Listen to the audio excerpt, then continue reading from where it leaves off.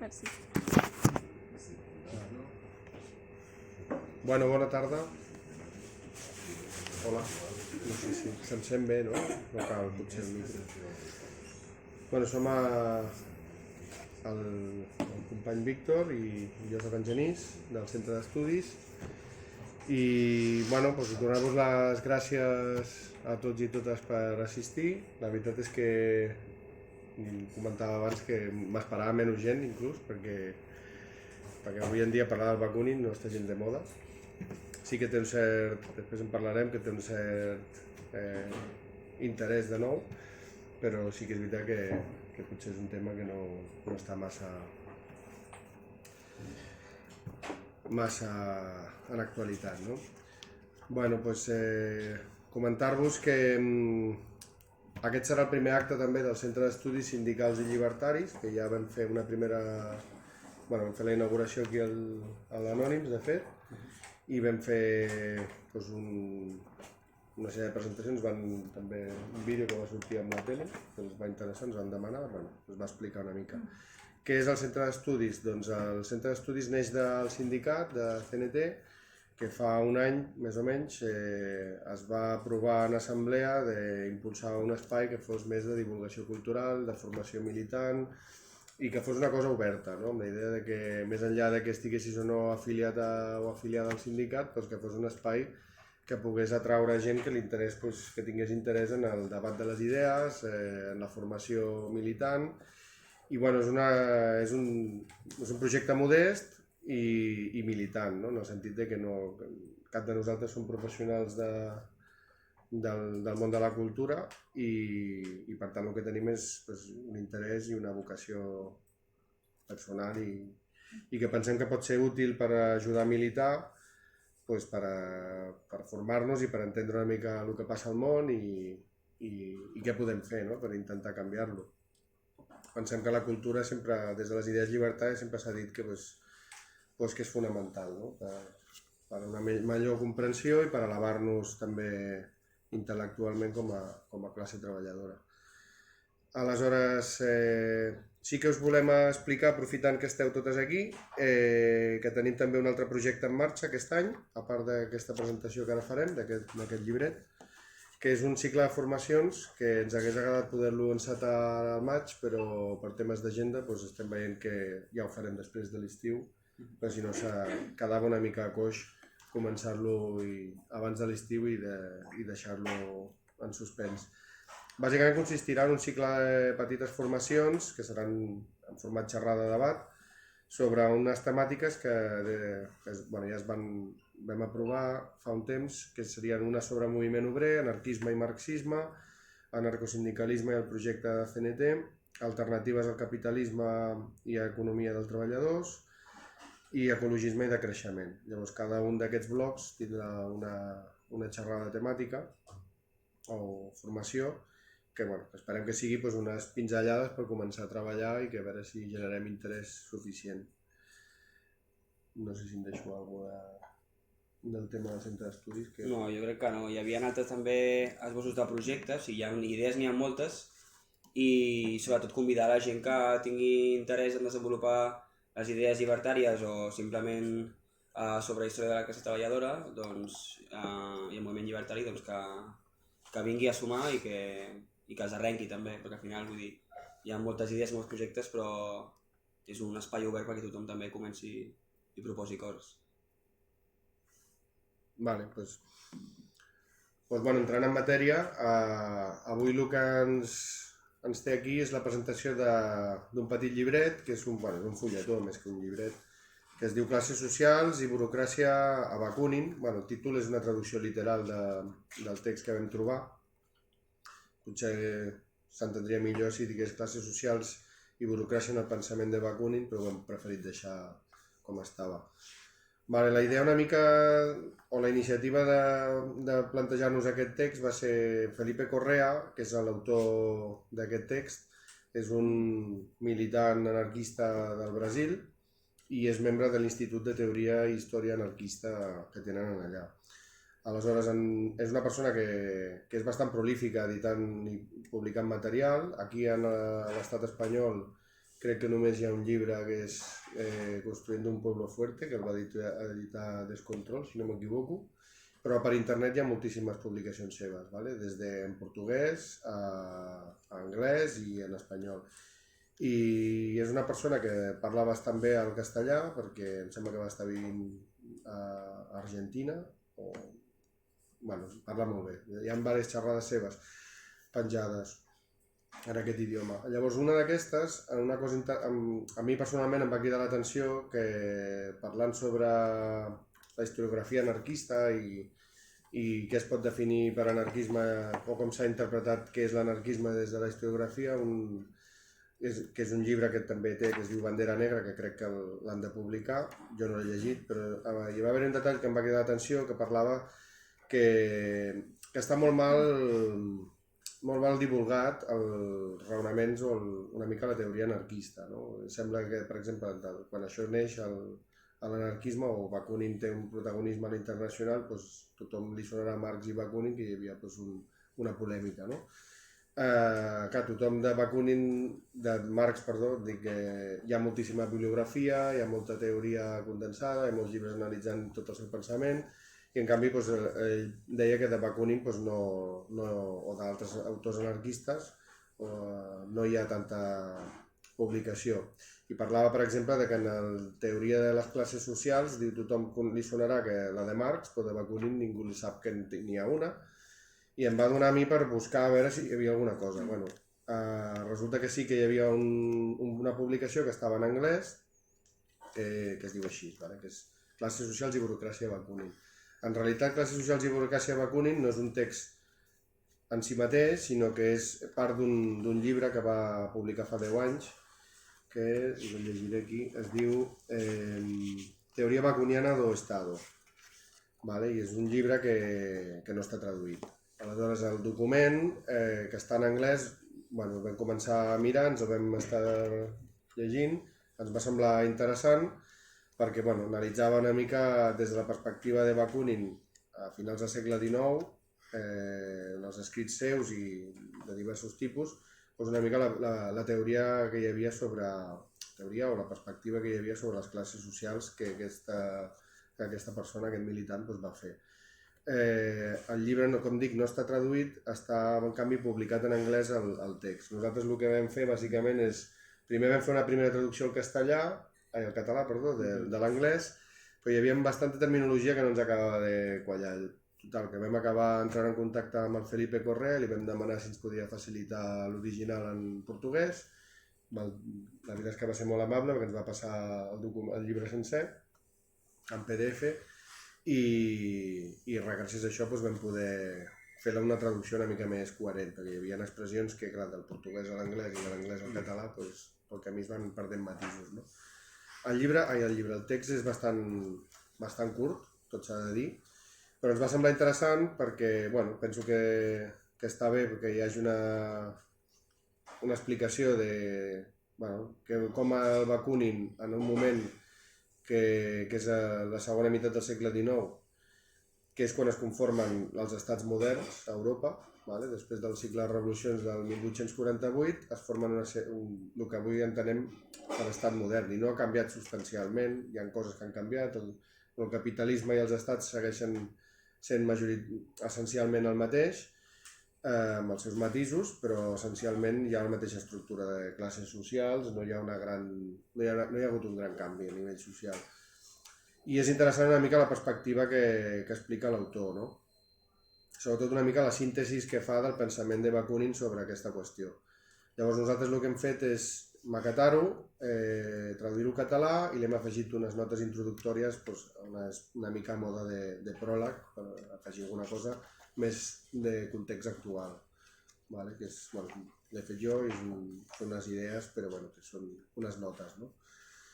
Llavors, bàsicament, si parlem una mica de què està explicant aquí el document, el que ve a dir és que a diferència d'una visió més basada en la producció, en el sentit que la divisió entre classes socials se sosté entre productors, treball i capital, i per tant patronal i classe treballadora o treballador, sinó que també aporta una sèrie de matisos que creiem que són interessants que és tota la qüestió sobre la relació entre les classes socials des de la posició de la dominació i el privilegi que tenen entre elles.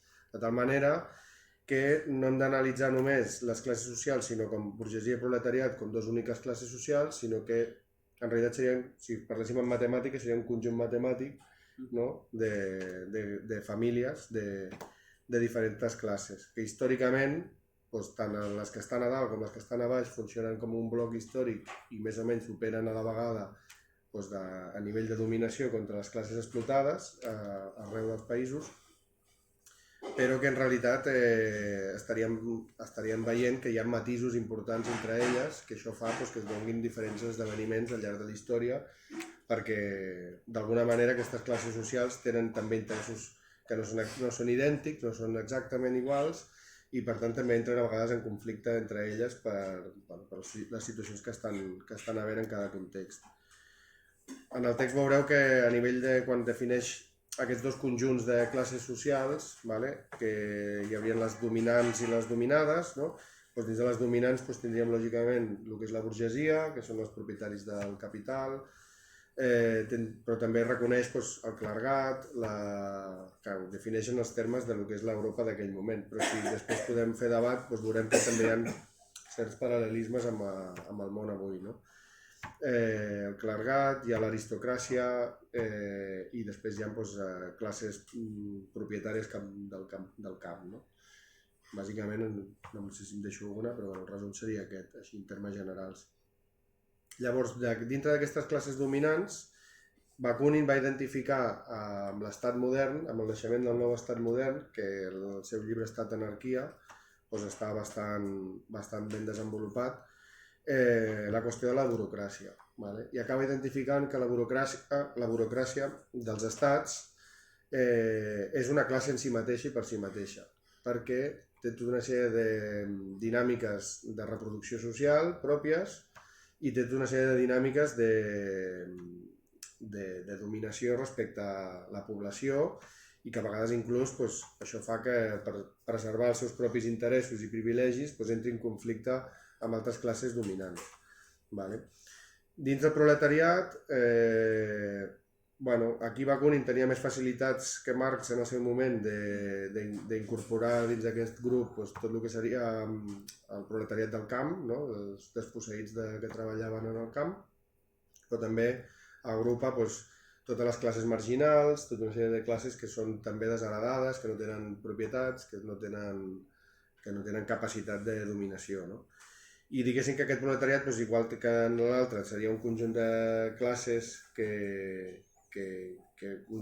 històricament funcionen en grup, perquè són les classes dominades al final, són les classes desposseïdes i les que els estats i el capitalisme explota tant a nivell de població com a nivell d'individus.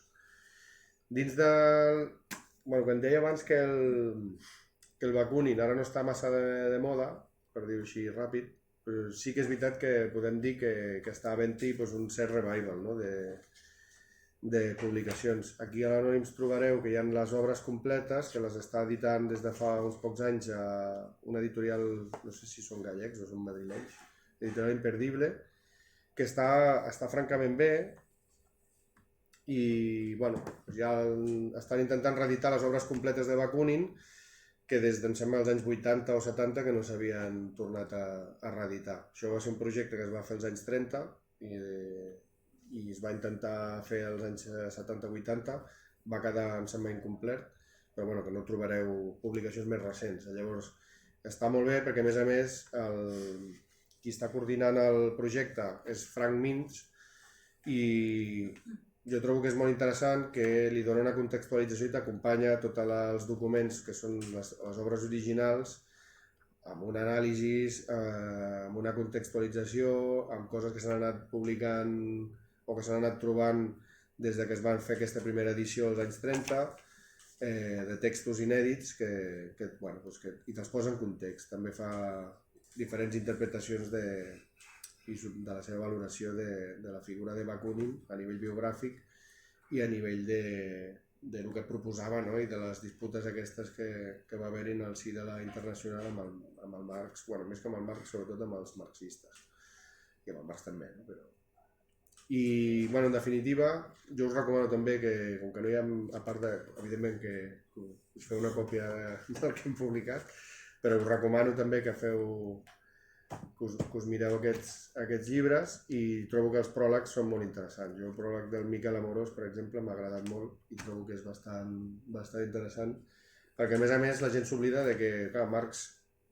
quan tothom parla de... Ara està com molt de moda Marx un altre cop, i tothom parla de Marx com del Hegel i tot això, però clar, Bakunin era hegelià també, era una persona molt estudiosa, que tenia una capacitat, bueno, era una persona que va estudiar filosofia, va renunciar a tots els seus privilegis com a semiaristocràcia russa, i es va dedicar a estudiar filosofia després d'intentar servir un temps malament a l'exèrcit rus.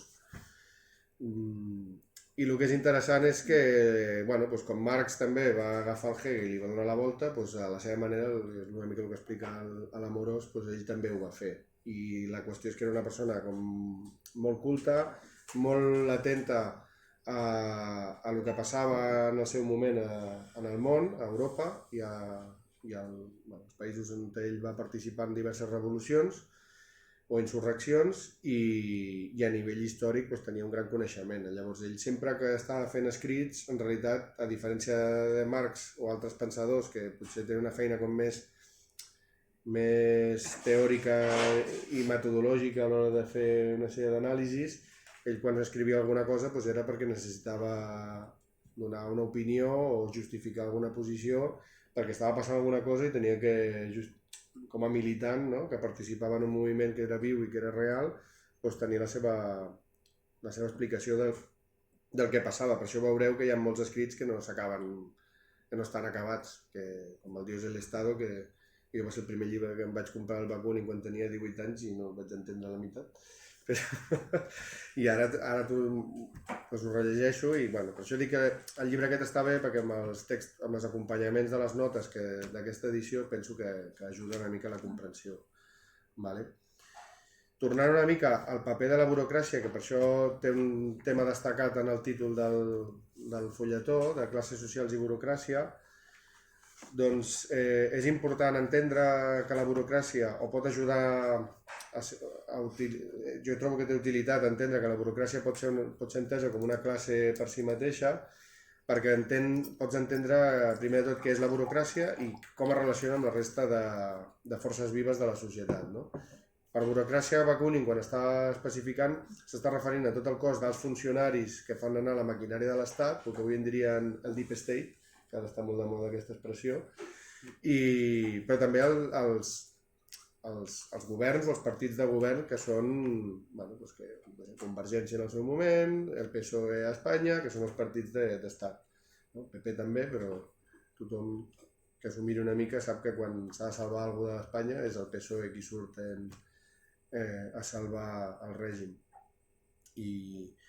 I una mica tota aquesta explicació, en el Diògenes, en l'Estat d'Anarquia, Bakunin també ho exposa bastant bé, del per què no es pot un recolzar en la figura dels estats a l'hora de fer una lluita per l'emancipació social. Perquè els estats, gràcies a la seva burocràcia, entre altres coses, tenen una dinàmica pròpia que és independent de les altres classes socials o inclús dels governs de torn, que poden ser més o menys de curta durada o que tenen un context concret.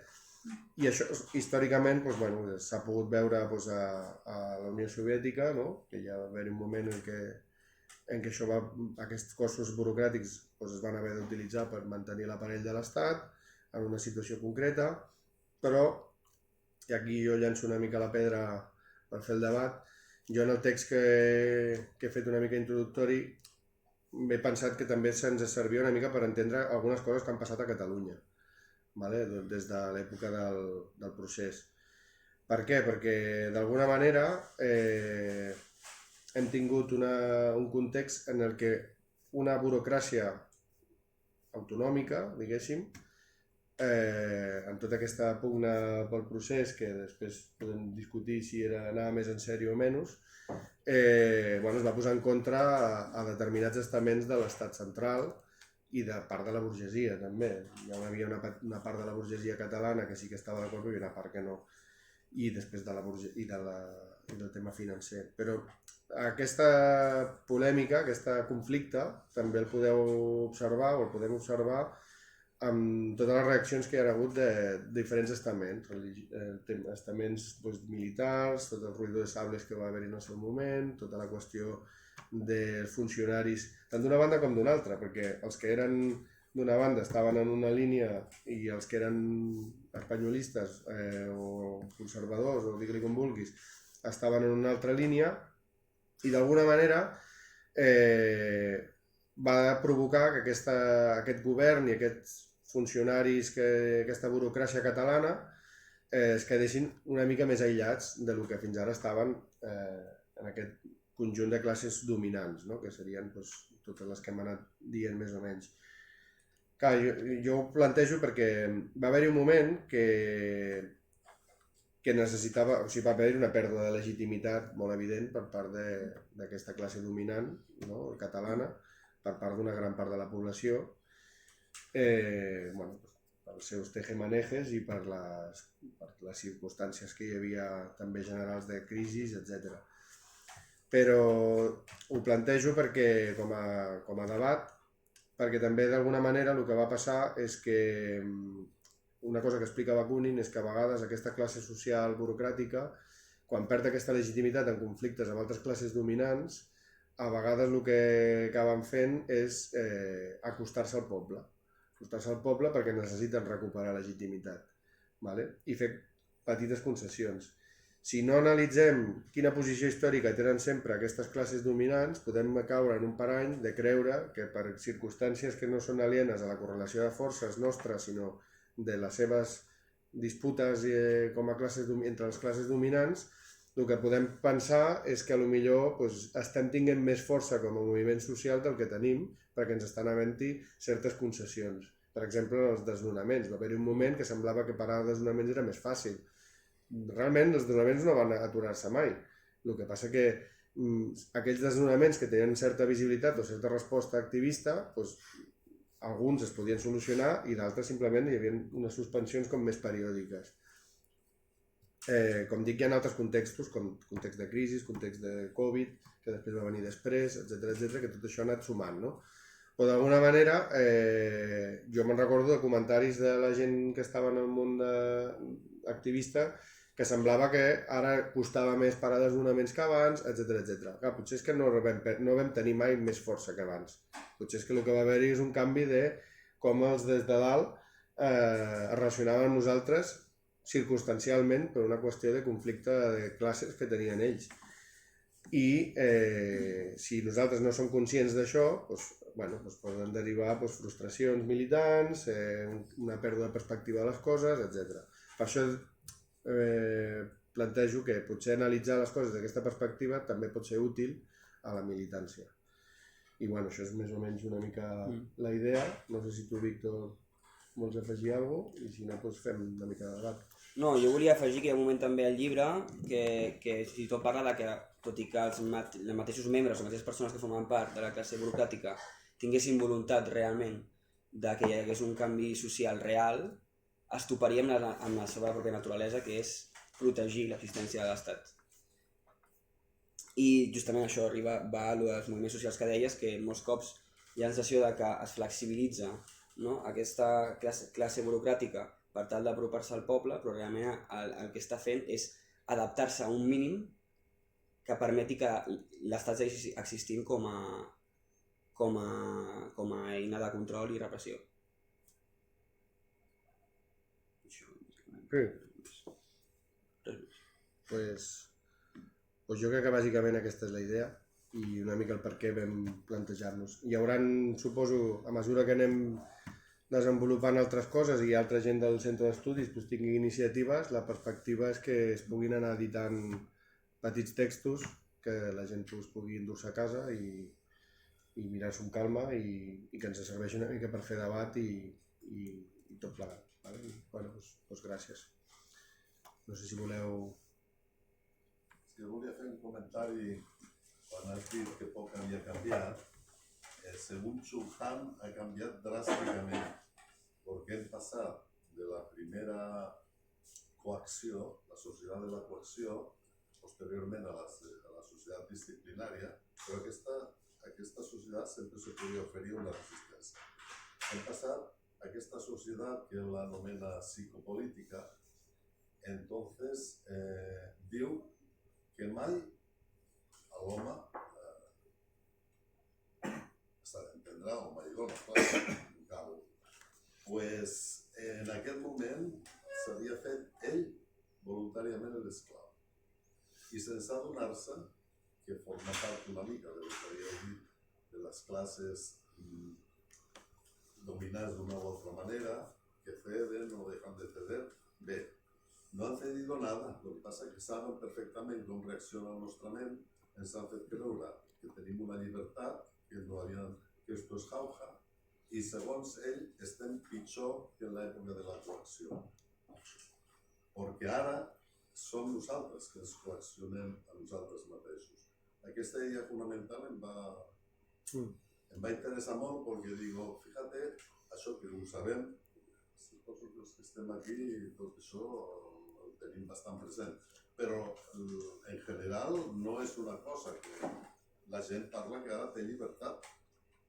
Ha llegado la democracia, tenemos libertad, de la República Catalana tenemos libertad, és mentida. La coacció és la fem nosaltres mateixos.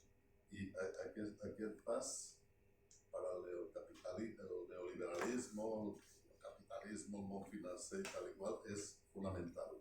Perquè no tenen que coaccionar, no tenen que fer cap mena de normativa restrictiva. Nosaltres mateixos és la fem. Aquesta idea penso que és la que més ha canviat. Aquest home el descriu molt bé, no? Quin autor? Quin nom? Chulhan, és un coreà que viu a Alemanya. Té molts llibres i molt interessants. Aquest últim, la psicopolítica, aquest últim que m'ha arribat a les mans, la psicopolítica, ho plasma claríssimament i la veritat que és una escola militant, aquest llibre. Se'l recomano. No s'inspira en el budisme, No. En Foucault, bastant, també. No, aquest home és molt crític amb la societat i sobretot desenvolupa molt aquesta idea de que nosaltres mateixos ens creiem lliures, ens creem lliures i ens coaccionem a nosaltres mateixos per la producció il·limitada de tot tipus de coses, no solament feines, sinó tot. I després us lo recomano molt aquest llibre també, que entroncaria una mica con esto, de la clase burocrática esta que el moment pierde y tal igual, pero esto es a gran escala. Un dominio de la nuestra reacción y esto nos lleva a hacernos esclavos nosotros mateixos pensant que som lliures. I ens han guanyat la batalla. Nosaltres anem fent escletxes de llum i anem fent coses, però això treballen al por mayor, científicament, no? El que passa que el 1574 ja va haver l'altre que va escriure una de la servidumbre voluntaria. Ja, però El entonces... 1574 ja parlava d'això. Pero entonces, Luis, encara no había arribat massivament esto y no ens sentien lliures. Pensaven que havien de lluitar les revolucions i tal, que es podia fer alguna cosa. Ara ja no fem res i som més esclaus que llavors. Ese matiz, no? Sí. Sí, no, bueno, jo el que es veu és que he passat d'estats eminentment repressius on es reprimia la població d'una manera més física a estats on l'Estat exerceix una manipulació. Psíquica. El fenomen actual dels populismes és un fenomen molt interessant, no? El fenomen Trump o el fenomen Milei. L'altre dia estava veient per la tele tot el tema d'aquests judicis que s'havia estat fent a Donald Trump i és increïble, o sigui, és que jo crec que és un fenomen quasi nou en la història, no? Són incapaços d'escollir un jurat popular perquè resulta que és impossible trobar persones que estiguin en aquest jurat popular que siguin objectives la figura de Trump, no? O sigui, és un populisme que ha exercit una influència brutal en la població, de manera que fins i tot, si una persona doncs, que no té cap tipus d'escrúpol amb aparentar doncs, la seva riquesa, amb tota la seva opulència, de fer el que li dóna la gana, doncs els seus seguidors el segueixen pràcticament com si fos una secta. O sigui, aquesta és la influència que avui dia ens trobem amb els temes del populisme, la incapacitat social de la gent d'autogestionar-se d'alguna manera, no? O d'almenys participar en sistemes que siguin més de democràcia directa. Ja no diré fins i tot autogestionar, perquè entenc que això és un procés molt més complicat i més llarg, no? Aleshores, esclar, si analitzem aquestes conseqüències, podem arribar a la conclusió de que segurament el que passa és que al nivell cultural, sobretot a nivell polític de la població en general, ja no estic parlant només de classes socials determinades, doncs és tan baix que són incapaços d'analitzar determinades situacions polítiques i inclús socials. No? I estem en una societat, vivint en una societat que està esperant el Messies que ha de solucionar tots els problemes que existeixen. No? O sigui, és una societat totalment messiànica, esperant solucions que mai un estat ni mai un polític pot resoldre. Aleshores, clar, viure en una societat en la que la majoria de la població es mou en aquestes circumstàncies doncs, fa que portar la gent que realment optin per solucions de decisió pròpia és molt complicat.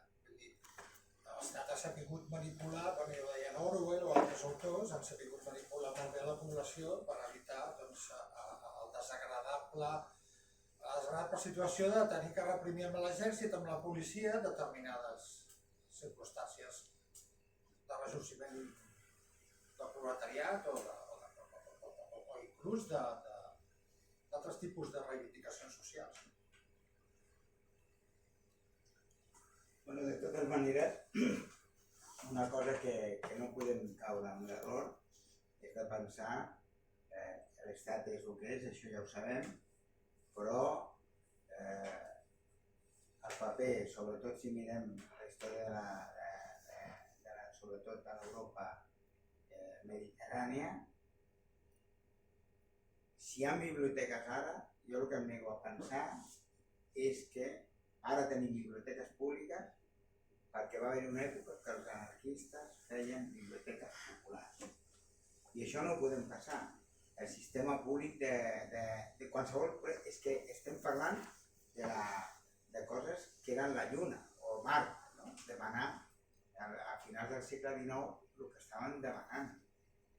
I llavors, i això ara sembla, això no es reivindica mai, per això moltes vegades parlo d'això, i em nego a no reivindicar de que hi ha escoles públiques, que hi ha biblioteques públiques, perquè això ja ho van començar els anarquistes. En contra de l'Estat, en contra de tot, i feien un món paral·lel que l'Estat, el poder, l'acaba assimilant. I ens fa cosa dir que l'Estat ha assimilat coses de les que pensaven els nostres avantpassats, com diu ara. Neguem, és absurd. L'Estat no s'inventa l'escola pública, no se l'inventa l'Estat. A l'Estat no li queda més remei que fer allò que estan fent els que estan en contra d'ell. I en canvi això no ho reivindiquem. Fins i tot ha parlat un moment de l'1 d'octubre. De tot el follon del procés, donem-nos compte la invasió, tant la part espanyolista com la part estatista catalana, doneu compte que es posen d'acord en una cosa, que és dir, que els incidents d'Urquinaona eren l'única cosa que no eren catalans. Els que van iniciar. L'única grafia que suben totes les imatges de violència és una A pintada en el cotxe de la policia. Això en el moment d'Alcalá. I el lastre de que ha sigut gent que era capaç de sempre ens han ensenyat la part violenta de l'anarquisme i mai el llibre de l'anarquista. Mai. mai hem parlat. Sempre que hi havia militants que tenien la capacitat i la força per utilitzar la violència en moments crítics. Però era la mateixa gent que tenia la capacitat per organitzar una escola nocturna per als nens. I després comparem tot com si tot fos comparable. I jo sempre poso el mateix cas. Aquí tenim una vaga general a 1900, a Granollers, perquè els nens de 9 anys no anessin a treballar. Els nens de 9 anys. És que estem parlant d'això. I ara tornen a anar. Ara tornen a treballar. Bueno, clar. Quan va començar els 12? I la gent, nosaltres, el que sí tenia raó és que ens estan introduint a un món que no tenim, encara no ha reaccionat el moviment llibertari fortament com reaccionaven, perquè allà estaven en el declive total del ser humà. I llavors la resposta era fàcil de trobar. I ara no. O sigui, se'ns ha acabat les indústries de 200 treballadors. No podem pensar en la indústria com la del 1900 o la de finals del 19. Pero perdón, no somos trabajadores, somos empleados. Bueno, dígale com vulgui. Fíjate cómo se tergiversa el Però, tema. no, però digue-li com vulgui. Ja. Però això no existeix. Però el terme Aquí hem treballador... substituït una indústria de Granollers, l'hem substituït de 150 treballadors a una nova amb 6 treballadors. I no passa res. Passa res, aparentment. I llavors jo penso que aquí ha d'haver-hi un discurs profund de pensar cap a on es posa i tenir respostes que a vegades no... Doneu-vos compte ara, en situació de crisi social que hi ha i s'està escampant, tothom parla del rearmament, però en canvi veiem poca relació amb el que també està passant. L'auge, si doneu, jo perquè clar, no parlo d'això, però estan pujant les esglésies de tot tipus.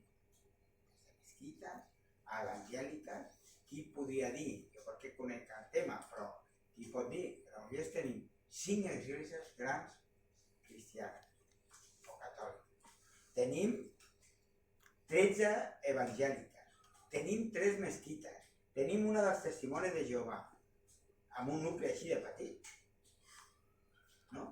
I deixem passar, i abans això no es deixava passar, perquè interferia amb allò. I ara, com tot realment val, doncs ens és igual, no? D'aquí 4 dies hi ha un homenatge als germans Badia, no? Hòstia, i vagi qui anirà a fer-li un homenatge a aquest fallo, no? I em preocupa que hi hagi poc anàlisi de la realitat, anàlisi de l'actualitat i reconeixement de tot el que els anarquistes han fet al llarg de la història perquè les coses estiguin, ni que sigui malament, ara. I en canvi, tot és a l'Estat. L'Estat fa el que pot, malament, i se n'aprofita. Són una sangonera, l'Estat. O crea coses, normalment no crea repressió, però el que sí fa és aprofitar-se de les demandes i les posa quan vol. Això sí que tenen la capacitat. Además, García Calvo ja desenvolupa esto de la integració dels moviments. Sembla que hi ha un company que vol parlar. Us volia preguntar amb el Bakunin el tema de la qüestió organitzativa de l'anarquisme i això de l'Aliança Internacional de la Democràcia Socialista, que diuen que és com el primer partit anarquista. Podríeu explicar una mica com crec que és una estructura organitzativa que surt del clàssic anarcosindicalisme, o no sé, o entenc així des del coneixement, des del desconeixement, i volia com a veure si podíem parlar, que no és el cas del test que presenteu, però potser sí, una mica podríeu aclarar una mica. Bueno, hi ha molta... Bueno, hi ha molta, tampoc n'hi ha tanta, en realitat, però bueno.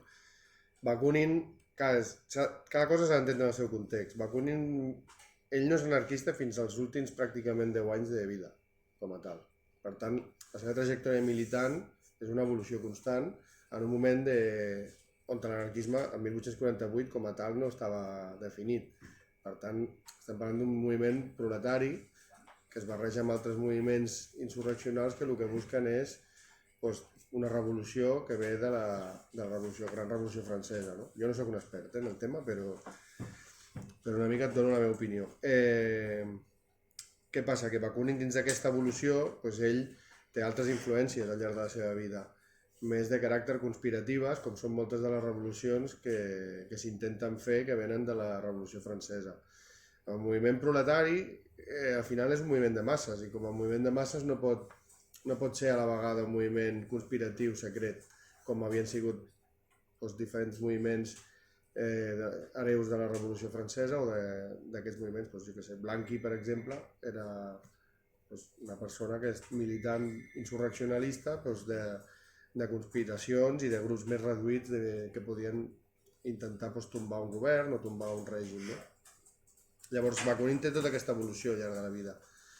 Per tant, quan ell crea l'aliança, ell ve de tota aquesta trajectòria, també. L'aliança, jo crec que, ja et dic, no sóc un expert, jo crec que realment no la va arribar a dissoldre mai, tot i que se suposa que formalment la va dissoldre a nivell dins de la internacional. El segon volum aquest ho explica la Clara Elida, em sembla que es diu, Clara Elida, que fa una explicació bastant interessant de quina influència va tenir l'aliança dins d'Espanya, que és on realment té un cert arrelament. Llavors, una mica l'herència, clar, hi ha diferents evolucions organitzatives que totes s'inspiren una mica en aquesta idea, però Bakunin és una de les influències més fortes en l'anarcosindicalisme, realment. Vull dir, i no perquè fos l'aliança, sinó jo crec més aviat perquè ell fa una anàlisi molt materialista del que és la lluita de classes. I el que planteja és que en el moment de la ruptura dins de la internacional hi havia gent que se'n va anar cap al costat de Bakunin, però eren pro-Marx, en realitat. Carlo Cafiero, que era un anarquista italià, ell considerava que Marx intel·lectualment era la persona més important del seu moment i l'obra del Capital era la més important, i per això va fer una traducció a l'italià, però també va fer un compendio, que és un llibre molt assequible perquè més o menys qualsevol persona, sense entrar en tota l'anàlisi que fa Marx, pugui entendre que està parlant del Capital.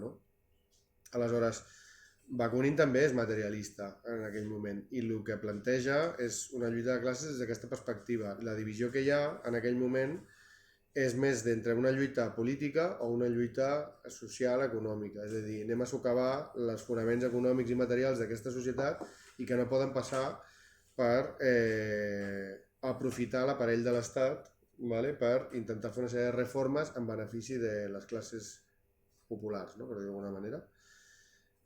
Que en aquest context hi ha la divisió alimentada per altres coses de caràcter i tal. Però bàsicament jo entenc que el que va passar és una qüestió d'estratègia. I a la internacional a Espanya va arribar esbiaixada perquè, a diferència d'altres llocs, va arribar a través d'un paio que era el Fanelli, que parlava italià i no parlava espanyol i explicava les coses com podia. I va portar a la vegada els estatuts de la internacional i els estatuts de l'aliança. I allò va ser una mica, suposo, caòtic al principi, i van acabar dient, bueno, hem de fer el sindicat i a la vegada hem d'estar organitzats com a revolucionaris, com a llibertaris, perquè en aquella època tampoc es definien pròpiament com a llibertaris. Això va ser ja una etiqueta més posterior, jo crec. Però com a revolucionaris havien de tenir una organització, perquè també estem parlant d'un context on l'Estat, que avui s'utilitza tot això que heu estat dient alguns, d'aquesta dominació més impersonal, utilitzava uns mètodes supercoercitius i molt repressius. Llavors, en aquests contextos de total il·legalitat, la militància ha d'estar organitzada i llavors no pot utilitzar uns canals públics i com són els sindicats o les societats obreres o organitzacions que són legalitzades i que estan sota un règim legal. Han d'estar organitzats d'una altra manera que és no legal. Que això té derivades, ja després Malatesta, que també va ser contemporani de Bakunin, doncs té com una visió del partit anarquista, i després hi ha hagut altres evolucions organitzatives. No sé si estic responent gaire el que m'has preguntat. Jo tinc la meva opinió. Jo crec que Bakunin s'ha d'entendre que la Internacional neix d'un context també de la seva herència que ha estat explicant, no? D'uns altres moviments més conspiratius, però d'un context d'una Europa que està constantment havent-hi canvis de règim, suspensió de garanties civils, etc., clausura d'associacions, partits, etc. I que en un context així doncs no pots fer segons quines activitats públiques massives perquè no tens un mitjà per fer-ho. Vull dir, aquí a Granollers, el Paco que ara ha marxat, doncs, ell té registrat tot d'èpoques abans de la República, de moments en què la premsa diu es clausura el sindicat es tanca. El sindicat no desapareix, el sindicat deixa d'actuar públicament, però els militants segueixen funcionant. Llavors aquesta dualitat és el que va fer que el moviment aquí, siguent un moviment real, doncs fos flexible i es pogués adaptar. Que convertir això, que és una cosa circumstancial, a agafar-ho i convertir-ho com una teoria de partit, sigui partit polític o digui-li organització específica o el que sigui, bueno, jo penso que els partits són una corrent històrica de pensament dins d'una organització de masses o dins d'una organització social, però no és, des del meu punt de vista, jo penso que no es pot entendre el partit com una organització orgànica, formal, amb un aparell, etc. Però quan es parlava en el segle XIX del partit de no sé què, el partit de no sé quantos, no era tant com ara, com diuen, el PSOE o l'organització no sé què o el moviment no sé quantos, com una cosa com molt estructurada, sinó com una corrent de pensament sota uns principis i unes estratègies d'actuació. Però això ha de ser adaptat a les circumstàncies. Si no deixa de ser una cosa materialista, es converteix en ideologia pura i dura. I la ideologia és una cosa que és virtual, no és una cosa arrelada a lo real. Una cosa és la capacitat d'anàlisi de la realitat, el que deia el Paco, i la teva capacitat d'entendre les circumstàncies sota uns principis i una anàlisi de cap on vols anar. Quan les coses es converteixen en ideologies, quan es comencen a pura i dura, doncs es degraden. Això sí perquè ho diu la ideologia, això no perquè no ho diu la ideologia, això no sé què.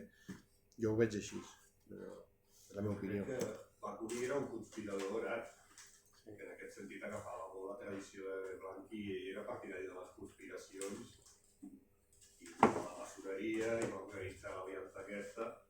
I també s'ha de tenir en compte que ell pensava que la revolució seria a Rússia, que és el que deies tu una mica, que clar, Rússia no et podies organitzar obertament.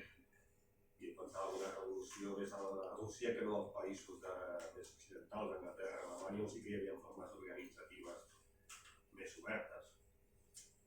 Però jo penso que la grandesa de Bakunin sobretot és la certesa aquesta que va tenir, la que es va anticipar moltíssim, el que després hem pogut provar històricament, i del que parla aquest text, que ell considera que l'Estat no serveix per fer una transformació revolucionària, i aquella frase que va dir, no recordo exactament com era, que agafa el millor revolucionari del món i col·loca al poder i tindràs es corromprà ràpidament, no? Però es burocratitzarà, no? En certa manera. I jo penso que és la gran certesa que tenia, a part de la cosa aquesta que sempre va defensar que els camperols també eren un sector revolucionari, cosa que Marx en un principi va negar, encara que s'ha de dir que Marx també va canviar al final, perquè al final sí que va considerar que podia ser que hi hagués una revolució a Rússia o en alguns països camperols, i després de la Comuna de París també es va costar una mica a Bakunin perquè va canviar una mica la seva posició sobre l'Estat. I va dir allò que no es podia agafar l'aparell de l'Estat i administrar-lo tal qual, sinó que s'havia de destruir l'Estat burgès, i la gran diferència a Bakunin és que és el que s'ha de posar en el lloc de l'Estat que destrueixes. I jo penso que això és una discussió oberta, que continua oberta. No sé si la portarem mai a la pràctica, però a nivell teòric continua oberta. Però jo penso que Bakunin té aquesta gran grandesa, que va tenir aquesta certesa del segle XIX de fer crítiques molt concretes del que era el moviment socialista en el moment, encara que ell també era un admirador de Marx, inicialment, perquè ell també va dir això de que Marx tenia una intel·ligència, no sé què, i de fet ell va començar a traduir el Capital al rus. Després ho va deixar perquè com que era un home que estava per tota Europa, aviat a totes les barricades que trobava per tot arreu, no tenia temps de continuar traduint-ho. Però ell va posar-se a fer la traducció de Marx al rus, la primera traducció.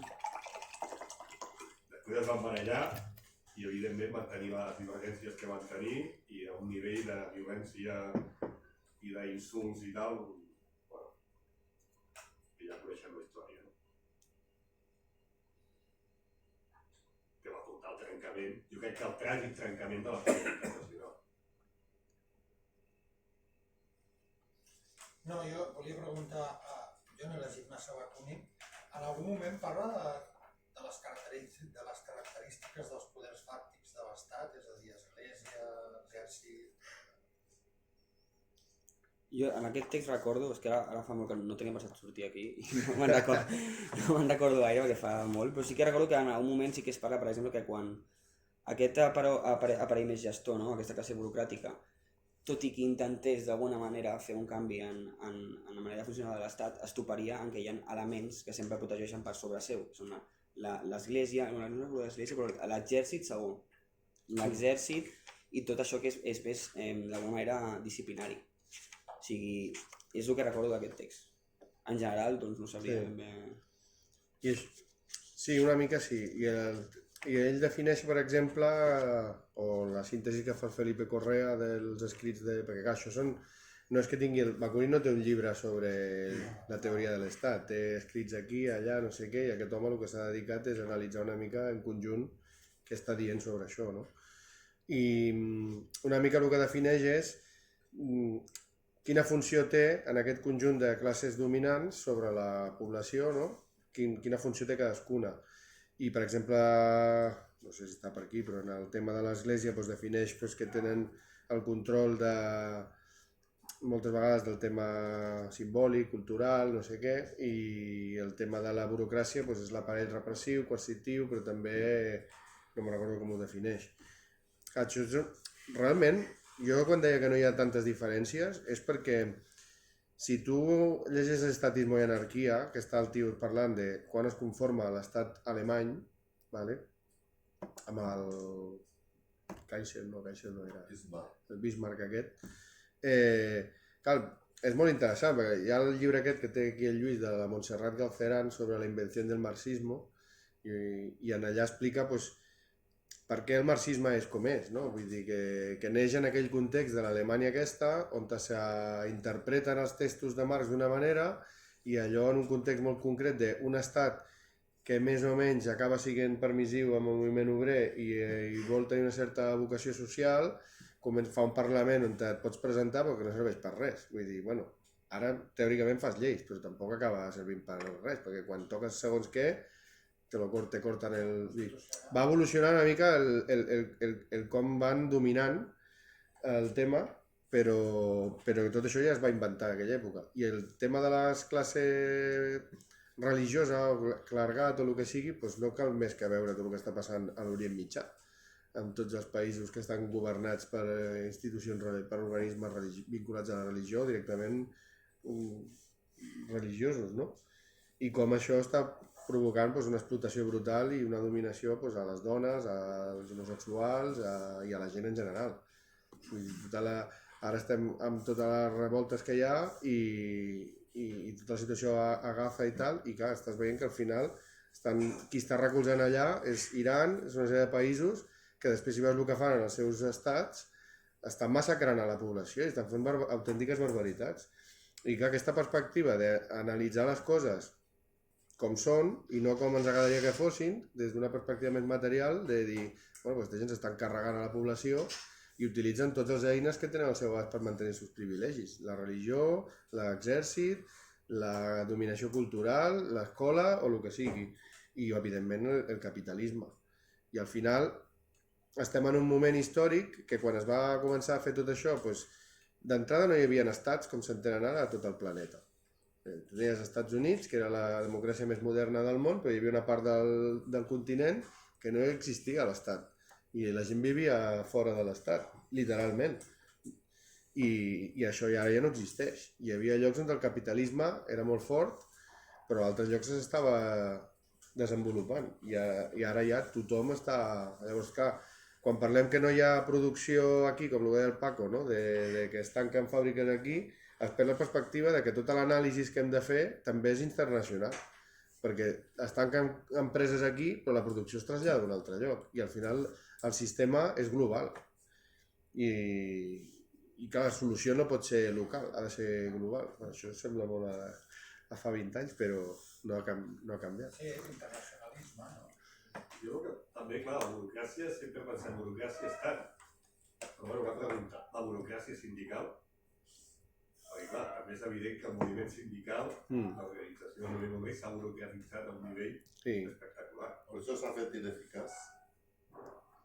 Sí, hi ha el llibre aquell de, com es diu, el del Fernando Ventura, que va editar la FAL, sobre el sindicalismo de Estado, que analitzava el paper de les eleccions sindicals i des d'una perspectiva antropològica. Jo sé la tesi que va fer un tio que va fer un estudi des d'una perspectiva antropològica com funciona l'Estat, i un dels papers és que l'Estat és un apèndix, o sigui, el sindicalisme d'Estat o el sindicalisme post-Segona Guerra Mundial forma part de l'Estat, és un apèndix de l'Estat. Tot aquest moviment que va crear l'Alemanya del Bismarck, allò s'ha anat estenent. El Polanyi aquest va fer un llibre que explicava que per què va haver-hi nazisme, doncs el nazisme va venir de la socialdemocràcia alemana, de com van evolucionant això, integrant-se en l'estat-nació, la idea nacionalista, l'anar aprofitant-se del colonialisme en altres països i tal, i sembla que a nivell local, mentre tu estiguis bé, i aquest pensament doncs el trobes a tot arreu. I d'això s'aprofiten les classes dominants. Llavors no pots aprofitar res. El que deia Bakunin, com a hegeliano, era per crear alguna cosa nou has de destruir el vell. A mi el que m'agrada molt de Bakunin és aquella frase que diu: hi haurá un día que el yunque, cansado de ser yunque, se convertirá en martillo. Define su trayectoria revolucionaria y además optimisme. Llavors l'optimisme estaven molts lluitadors perquè veien que era possible fer una revolució. Així com ara ho veiem impossible, doncs en aquell moment ho veiem possible, precisament per això, per la coacció i la disciplina i tot això. Hi havia una capacitat de revolta. Ara no, perquè som nosaltres els que som esclaus. Aquí no. Ja, bueno, clar. Bueno, pues que allò era Europa en aquell moment. Al final has de mirar les coses en el context. Fa 4 dies a Orient Mitjà estaven havent-hi revoltes per tots els països, estaven canviant moltes coses. Bueno, doncs no és tan diferent del que va passar el 1848, o aquella època. Bakunin al final de la seva vida també era un home molt deprimit perquè deia que les possibilitats de revolució a Europa havien acabat.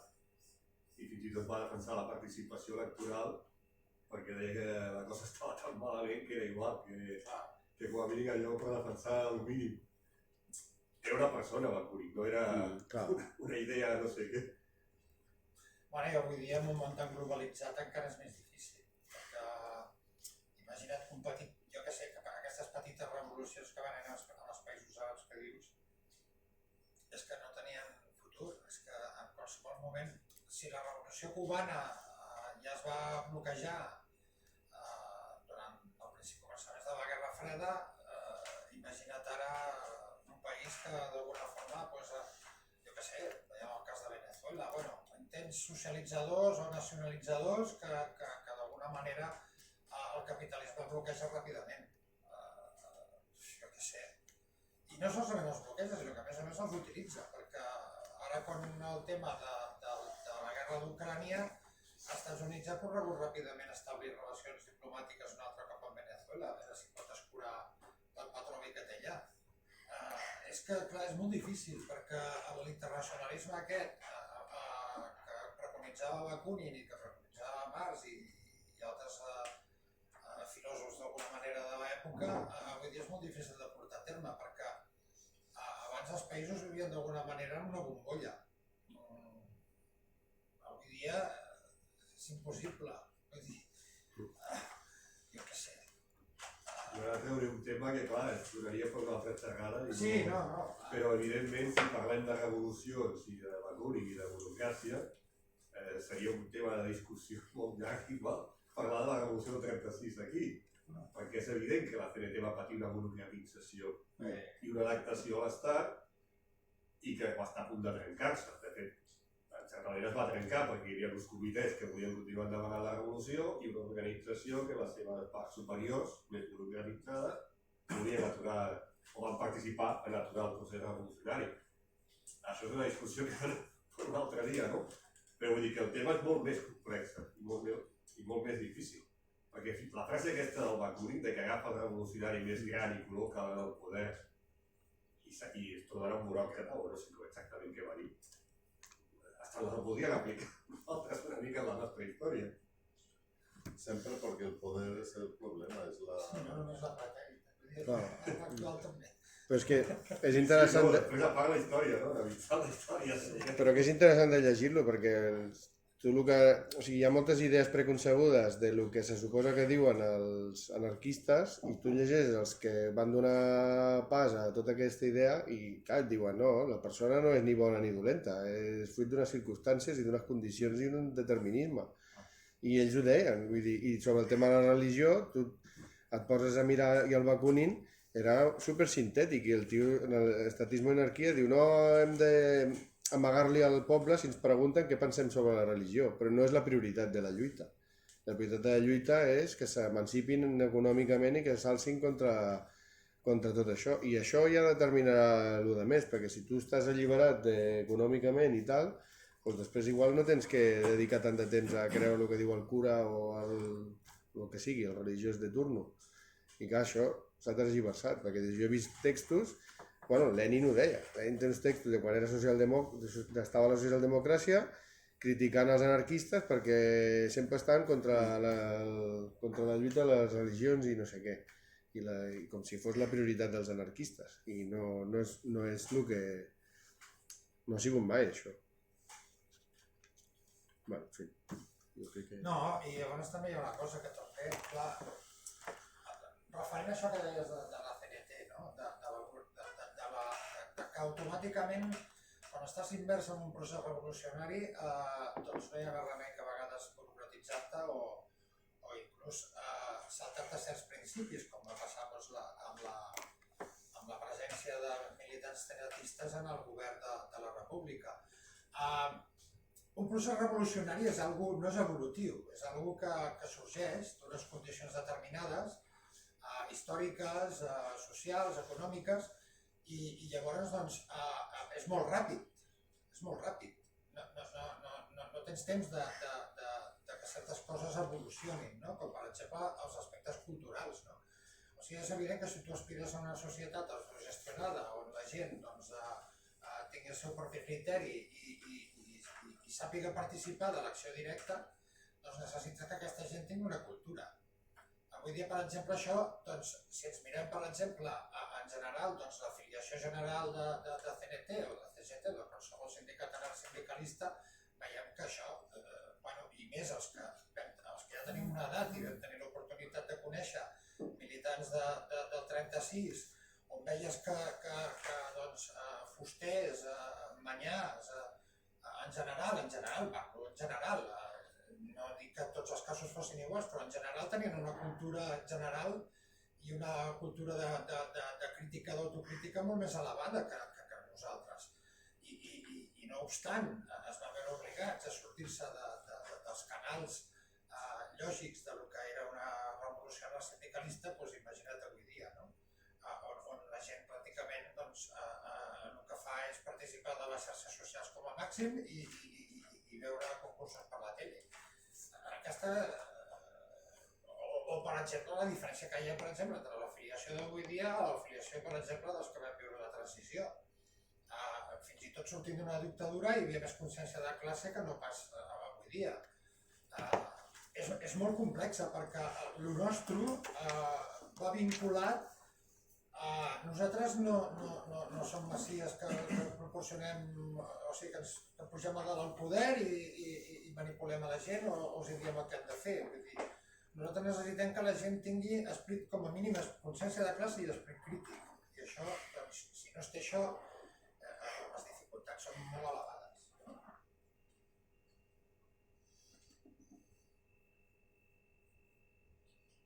Què fem? Ho deixem aquí, no? Si voleu frenem alguna cosa ja...